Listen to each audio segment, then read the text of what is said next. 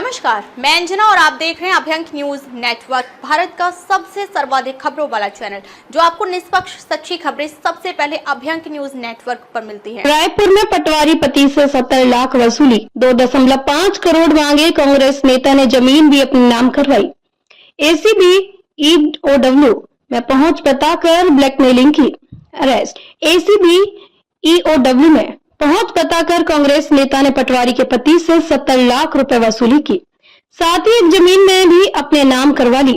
इसके बाद वह रिश्वत के केस फंसाने की धमकी देकर 2.5 करोड़ की मांग करने लगा। पीड़ित ने इसकी शिकायत टिकरापारा थाने में की। पुलिस ने आरोपी हसन आबिदी को बुधवार रात गिरफ्तार कर लिया है। फिलहाल पुलिस की टीम मामले में जांच कर रही है। पुलिस ने बताया कि देवपुरी निवासी राजेश सोनी का रियल एस्टेट का कारोबार है। उनकी पत्नी सारिका सोनी पटवारी है। पिछले कई माह से कांग्रेसी नेता हसन आबिदी उन्हें परेशान कर रहा है।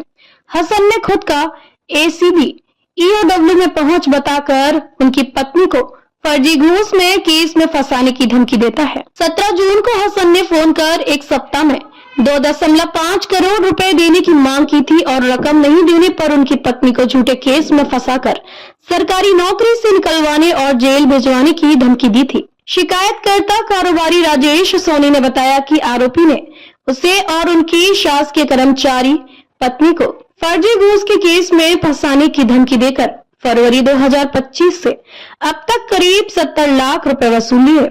इतना ही नहीं, उसने सिमरन सिटी भाटा गांव में 3500 वर्ग फुट की जमीन भी दान पत्र के जरिए अपने परिचित के नाम रजिस्ट्री करवा ली।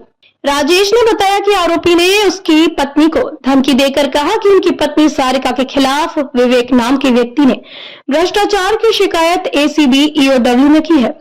पटवारियों के खिलाफ एजेंसी लगातार कार्रवाई कर रही है। उनकी पत्नी को भी ट्रैप किया जाएगा।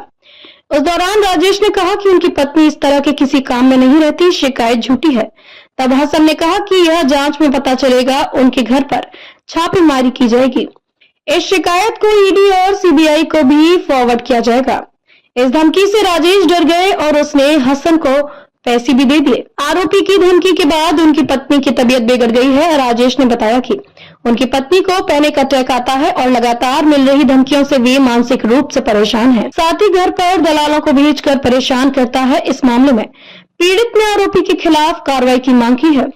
जानकारी के मुताबिक हसन आबिदी ने अलग अलग विभाग के कई अधिकारियों और कर्मचारियों से वसूली की है।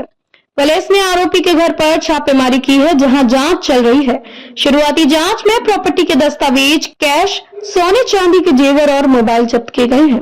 हसन आबिदी कांग्रेस पार्टी से जुड़ा हुआ है। वह खुद की बड़े नेताओं और अधिकारियों के साथ पहुंच होना बताता है। आरोपी हसन के सोशल मीडिया पर कांग्रेस के बड़े नेताओं के साथ फोटो भी है, जो अब वायरल हो रही है।